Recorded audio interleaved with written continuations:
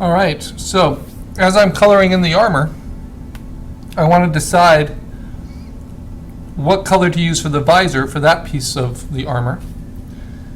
And is that different than the cross that's attached to the helmet? And in terms of the nose piece, how much of that is all part of that same armor? I know at least that much is, but then I could make it its own kind of nose guard and go down further and further, but I think at that point I want it. And then this kind of chainmail kind of gauntlet underneath. Do I want that to be armor, or do I want those to be eyebrows, right?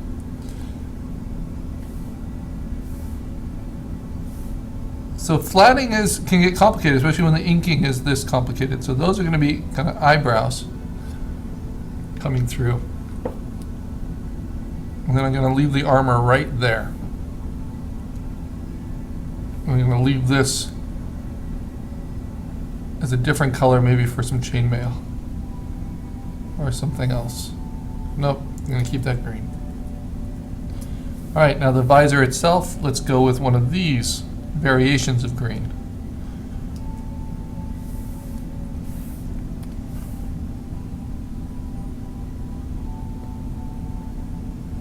Blue-green,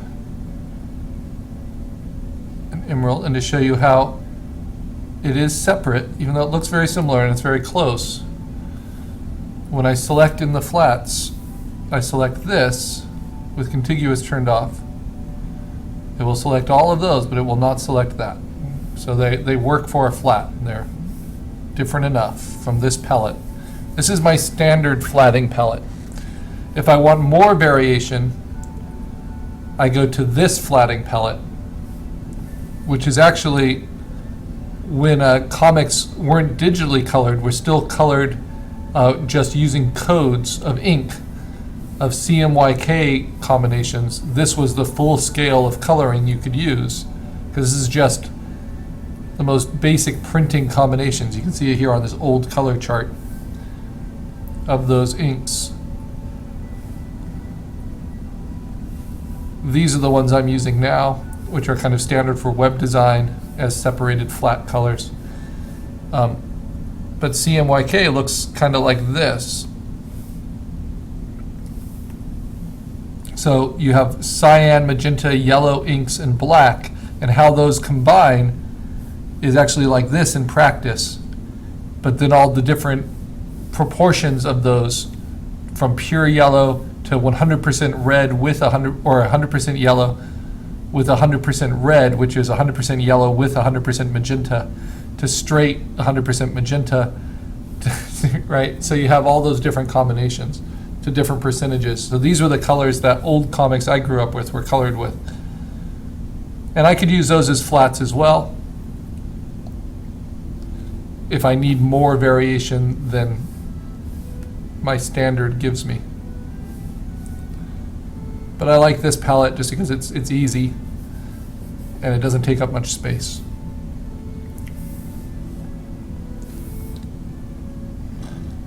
All right, so I'm going to continue with that. Deselect, Command D is a nice shortcut for that, using the regular brush. It's easy to confuse the regular brush with the history brush, but the history brush is a more complicated tool, and it won't do what you want it to do when you just want the regular brush. The history brush allows you to take portions from changes that you made in the past and then bring them forward. Looking at that, yeah, I like that. The beard I've allowed for what the beard color and shape will be. That's what I've left with white.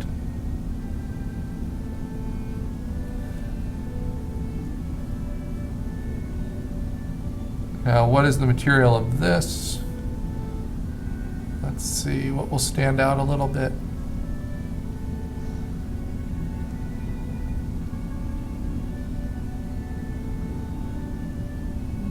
Let's do the same blue as the hilt here.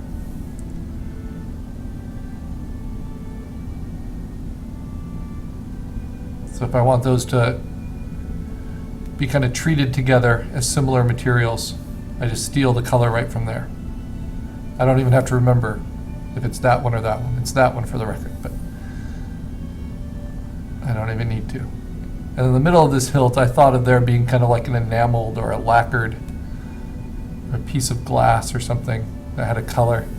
So let's put a little bit of the red from that decoration right there. See how that kind of pulls through a little bit because I have multiply on. Right, and then I can actually, well, no, I won't mess with that. Okay, next, the cloak. That's the next biggest thing. But I don't want to forget these flames here, now that I'm doing the red. I'm going to use that same red for the cloak. But then this dark red, this very deep red, I want to use for these flames here. So I'm going to draw my outline with them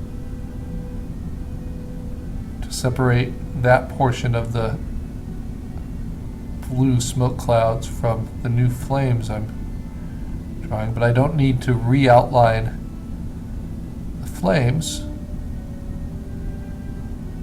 I simply need to block them off from the blue. Like so. Hopefully I've done enough of it. Oh, there's a little gap right there. It's hidden behind the line work. So that now I can just use my paint bucket. I don't even need to do any selections here because I'll have contiguous and anti-alias turned on. And now I'll just drop in the red into that area. Okay. So anywhere else I want red flames? I don't think so. I think that gives me a little bit of depth. Oh, maybe right here. So I liked this shape and I didn't know what to do with it quite. So what if I just turn that red? Turn that little flicker there red. Yeah, it looks kind of nice. And I'll play with that more later. Nope, that doesn't work. Maybe this little dot in there. Turn that flicker. Oh, what was I thinking? Shows you how easy it is to change your flats. Come on. Okay. But if I want to paint just this little dot here red, I can do that with the brush.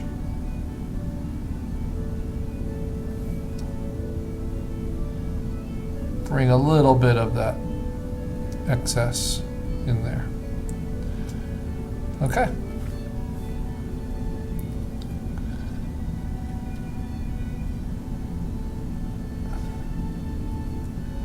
Fill in little gaps. And I've got most of the flatting complete. Now it's just the skin and the tunic, and then some of the areas I haven't decided on yet.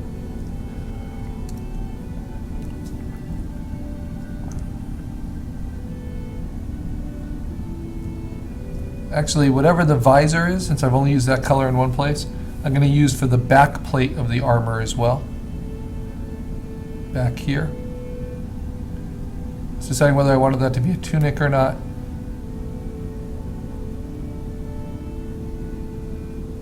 And I'm thinking not. I think I want it all to be of the armor, but it's slightly different. But whatever decision I make for that will also be made for this. Bring that forward. Okay. Save it. After I flat a new section, I always try to save, because these are large resolution files. So the gray shows me there's still a lot in here I have to do. But do I like the overall shape? Yeah, I think that makes for a nice spot illustration. It's fairly dynamic, and I like the different plays of warms and cools. Directs my eye already. Okay, even though these are just flatting colors. Now, the idea was,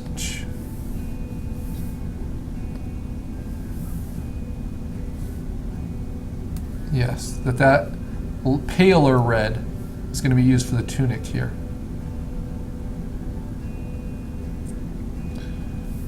And so let's see where I actually need to block it off. at the edge there, at the bottom here, quite a bit at the bottom with all the water. So let me just do that.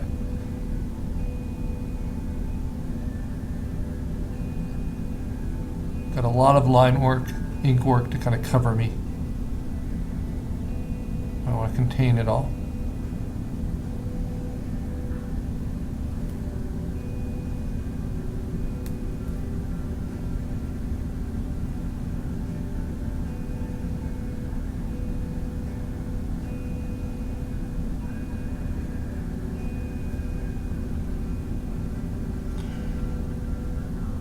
This I'm actually not sure of. This hole here, don't know if I want to fill that in with tunic. Maybe I'll have that be kind of a background color. Whatever I do with this white, which is just empty right now, I'll do there as well. Or it could be a hole in the design, letting whatever the t-shirt color is come through. Lots of different options. I'm going to connect it up to the green up here, around, and cut it off there. All right, let's see what that leaves me with. Connect it there.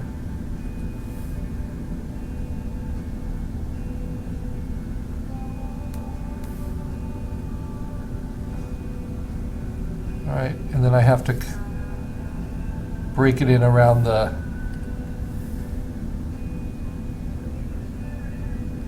up at the top here, so it doesn't get into the white of the beard or the face. That's why you start flatting the bigger sections first.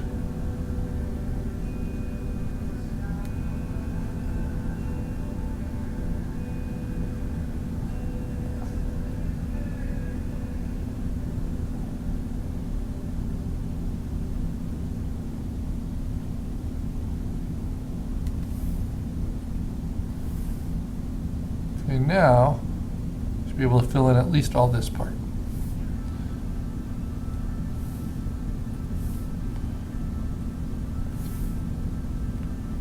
Voila. That looks pretty good. That's what I was thinking. Looks a little silly because with highlights and shadows we're going to do a lot more to break that up. For right now, just a nice placeholder flat, basically. Make it easy to select.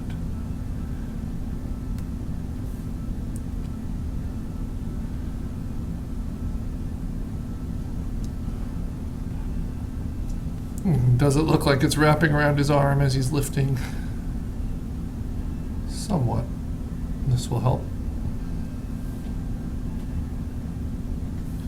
Then maybe this should be like a cape, not just the back of his armor.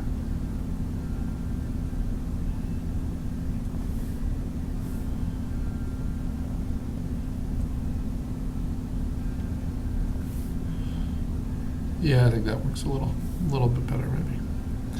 Okay, now for his beard color. Is he a young knight or an old knight? Well, I was thinking kind of old. So let's go with this really light gray. And actually, I'm just going to fill all that white space with it.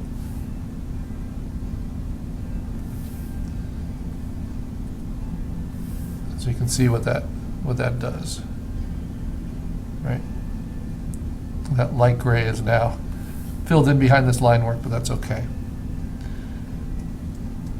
Now I just got to paint the skin tones. And for the skin tones, let me use,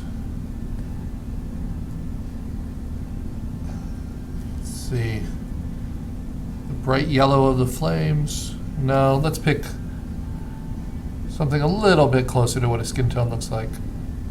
And for that, I'll go to this, where I get some of these other colors. So maybe this one. And these were the real comic book. I want something even tawnier than that. So there. Because your flats do not need to be saturated. They just need to be distinct from one another.